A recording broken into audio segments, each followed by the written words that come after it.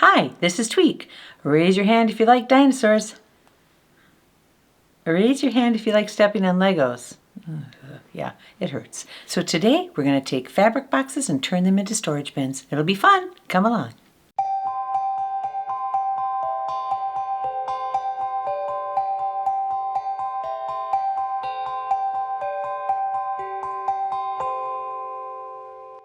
Hi, today we're going to take fabric boxes, decorate them for storage use in your home. The boxes I purchased were 11-inch fabric boxes, and I purchased them in a variety of colors, but today I'm going to work with pistachio.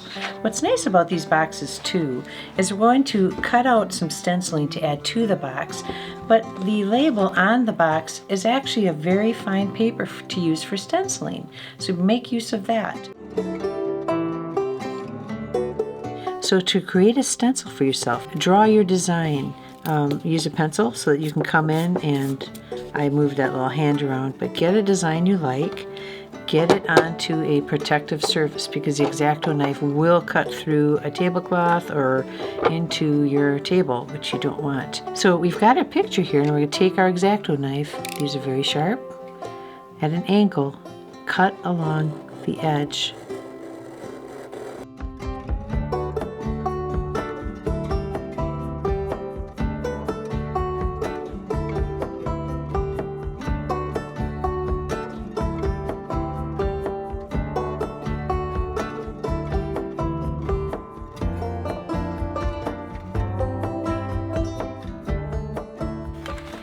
Carefully pop him out.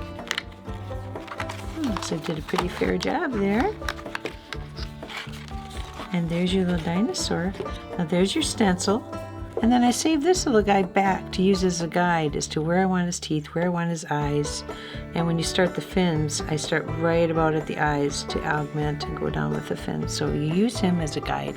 And there you have it, your stencil. So we'll start by taking a piece of poster board and measuring it. I use the handles on the box to be my guide. The box opens and shuts. So this is the top of the box where the handle is. That's where I'm going to put my design. So here we are. We use a piece of board up against the handle. So we're going to use some of this tape to hold down the board so it doesn't move while you're applying the paint. I'm going to add a couple more in the bottom here where the feet are. Okay, we take our paint and I apply it directly to the fabric. It's not going to run. The fabric will absorb some of the paint, but that's exactly what I wanted. So I'm going to shake the bottle first, and then I'm going to get my brush and get ready to apply some paint. Now, you want to go gingerly at first, a little bit of paint, and then work it in to the fabric. You try not to go under the lip. This sticks up a little bit, but actually as you paint around, the fabric actually adds a pattern. It's almost like a lizard skin, which is one of the reasons why I went with dinosaurs, because this made me think of lizard skins, dinosaur skins. As I'm working the paint in, you really can have fun with the paint. Dinosaurs, they're saying now, could have been a variety of colors with stripes and, well, maybe more splotches. But have fun when you're doing this. I'm applying a little more paint. Like I said, it's better to apply a little bit and run it into the fabric, work it in, than it is to put too much. If you use too much, it might bleed under the stencil, and I really don't want it to do that. So let's see, get some fingers there. We're working on the toes right now. I love the way the paint makes this grid-like pattern on the fabric. It really shows it off. You'll get a lot of use out of these fabric boxes. They're very durable. Got a little more to do here. I did put a little too much paint there, but we're just going to keep working it in, and I try to pull away from the edge towards the center, just in case any of the paint pooled up along that edge. I'm going to try to help it. When I pull the stencil off, I'm hoping there won't be too many blurbs, but if there are, we can take care of that later too. And there you have it. We're done with this color, green, and we'll wait for this to dry, and then we'll pull the stencil off. So after your dinosaur is dry, and you remove the stencil carefully, and now you'll see that there might be little areas that maybe the paint blurbed a little bit, but not to worry, because next we're going to take a Sharpie marker, a nice black, and we're going to outline the body, add the teeth, the eyes, and here we go. The Sharpies are a permanent marker and it will not come off the fabric. You just work along. Unlike paper, the fabric kind of holds the pen. Okay, I'm going to come around the back side here.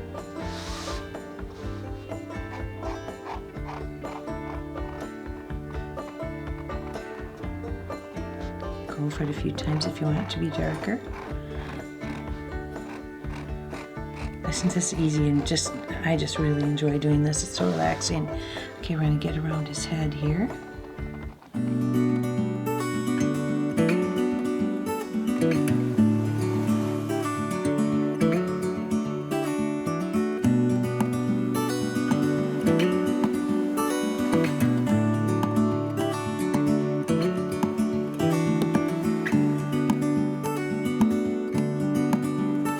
So I've outlined my design with the Sharpie, and you can go back in, and if you want lines to be a little more distinct, because sometimes the fabric does soak up a little bit, I want it to be a little darker. So you can go into areas where you can outline the whole thing again and just make it a little darker, which I like to do. What I'm looking at as I'm drawing here on this fabric and the paint is I'm looking at the little cutout that came from my stencil. So that's a little dinosaur that I drew, and then using the X-Acto knife I cut out the edge and then just free-handed in the rest. It could be a little bit different from what you see here. I've got more of a straight than a curve, and that's all fine. Every little dinosaur is going to be different, as they should be. So here we go. The next step, we're done with our Sharpie and we're going to go for the paint. I would like to add his teeth first. So I'm going to take my white paint, this is a acrylic, and I'm going to add a little bit right into his teeth area and spread it around with my brush. So here we go. There again, a little bit at a time. If you put a big blob, then you get to remove it all, or it will bleed over into other sections. So I'm going to go just a little bit of paint there, and we're going to push it in. And just come up and kind of edge up onto. And if you go a little bit over, don't worry, because we can come back through when it's dry with a Sharpie and we can straighten up those edges. This is all just relaxing, easy peasy stuff. And you can see how the fabric soaks up the paint. Puts a little bit of a design in there, which I like. And then along the edge, just be a little more careful as you go. It looks like I need a little more paint, but believe me, putting a little bit of time is way better than trying to take out the excess. So I'm going to put a little more paint, drops, maybe one drop. See how that goes?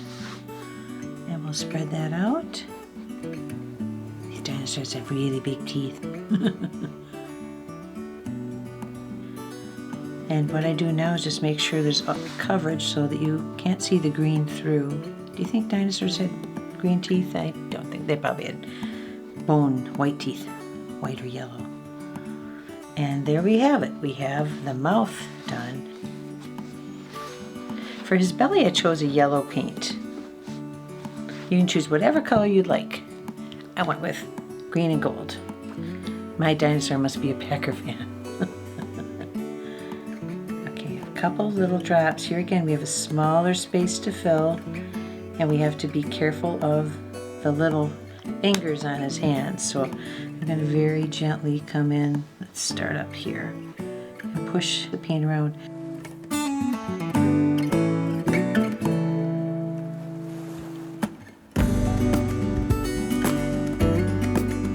I'm coming around. I'm just trying to pull the paint around that edge.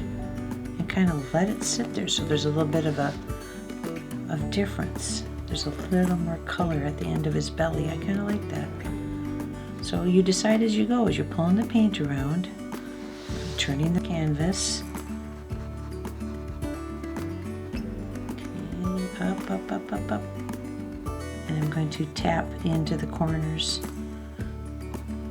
You could tap all over your dinosaur and make him look very lizard-like. The sky's the limit. The only thing that slows you down is your own imagination.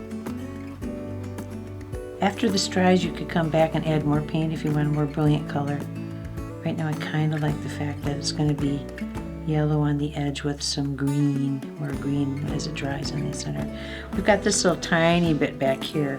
For that bit, I'm not going to drop it on the fabric. I'm going to put a little dot on the paintbrush itself, or just pull off the edge, because I don't want too much paint. And that's just the little bit of belly that goes up to meet his tail.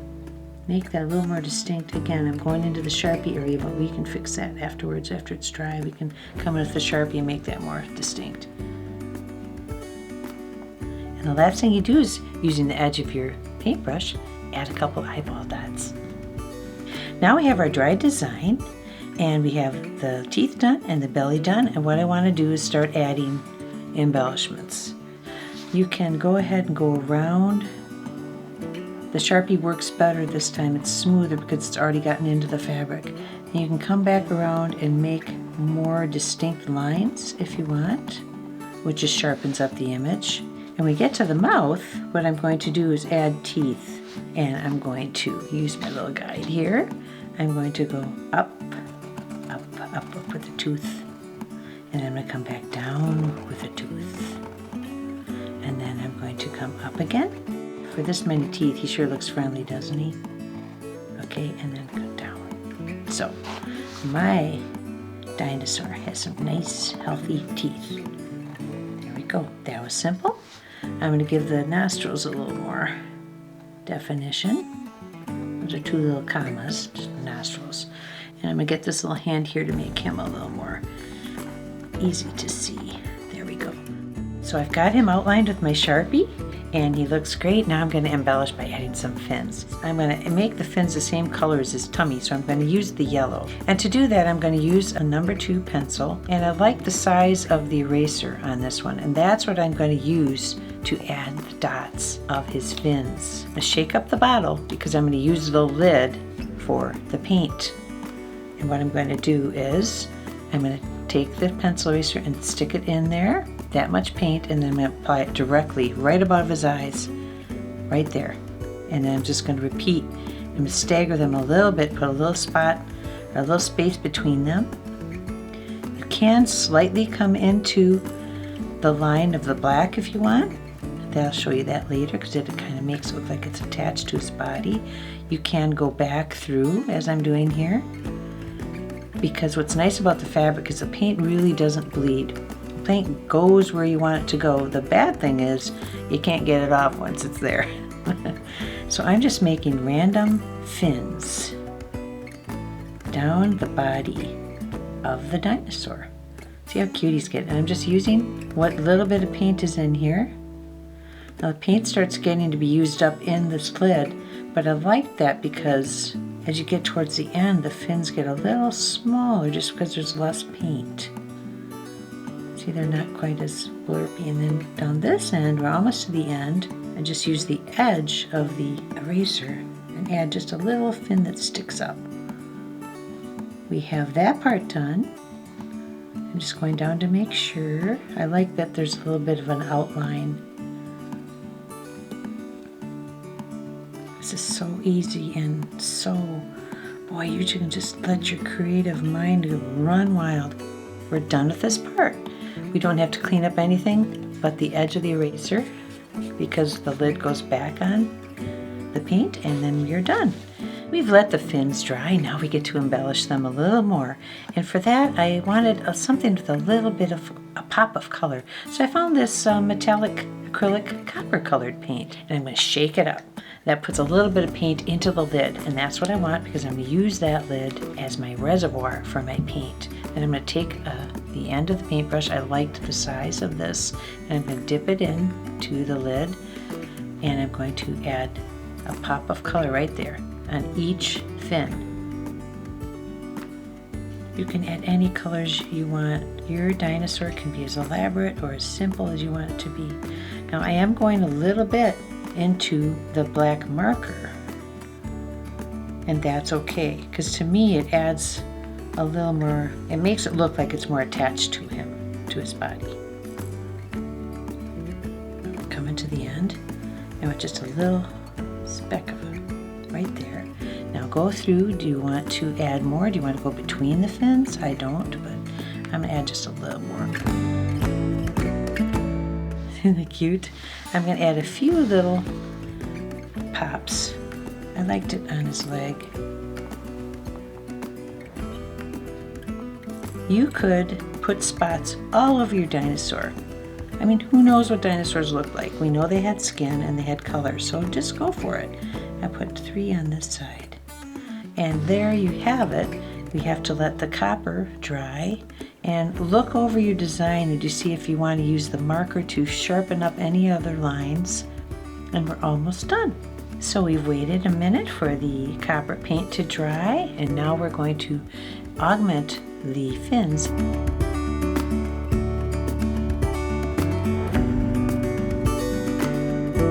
What do you think so far? I think he's cute as heck. And this one's a little odd shaped, so let it be an odd shape. And there we have it. Now's the time to decide, is there any other places you want to use your Sharpie to sharpen up the image, like maybe around the teeth? And I think he looks wonderful. I like him a lot, and here he is. Our dinosaur. It's a beautiful box, fabric box. If you wanted to get real ambitious, you could decorate the other side too. Lots of options with these boxes. And let me show you a few others that I did. I used the same pattern, and here's another one that I made. A similar pattern with the dots on the top, and I can show you another where the fins are hooked together more. You can see how he looks absolutely like a kind of dinosaur I'd want to hang with.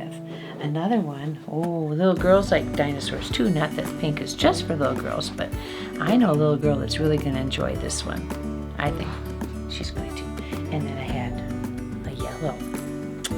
So you can see, even if you use the same body colors on the dinosaurs and the tummy colors, just using a different box gives it a whole different look.